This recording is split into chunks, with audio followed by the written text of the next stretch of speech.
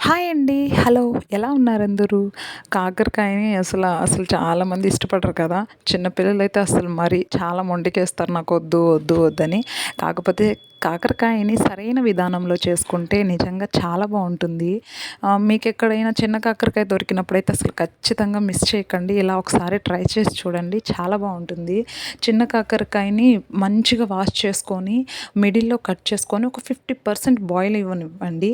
తర్వాత ఒక కడాయి పెట్టుకొని ఆయిలు, జీలకర్ర, ఆవాలు, పచ్చిశనగపప్పు, ఆనియన్స్, కరివేపాకు, చిటికెడు పసుపు. ఈ ఆనియన్స్ ఏంటంటే 10-20% ఫ్రై అయితే చాలు.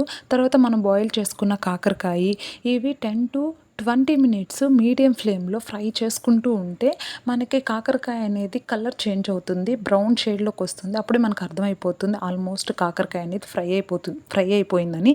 తర్వాత దీంట్లోకి మెయిన్ ఇంగ్రీడియంట్ ఈ మసాలా పౌడరు. దీనికోసంగా ఒక స్పూన్ పచ్చిశనగపప్పు, ఒక స్పూన్ మినపప్పు, ఒక 4 ఎండుమిరపకాయలు, ఒక హాఫ్ స్పూన్ వచ్చి ధనియాలు, ఒక హాఫ్ స్పూన్ జీలకర్ర ఏసి, తర్వాత వెల్లుల్లి రెబ్బలు ఒక 4 ఏసి మిక్సీకి పౌడర్ పట్టుకోండి. ఈ పౌడర్‌ని ఈ కాకరకాయలో ఏస్తే ఆ కాకరకాయ అనేది టేస్ట్ అయితే ఇంకా అసలు చాలా అంటే చాలా బావుంటుంది. ఒకసారి ట్రై చేసి చూడండి.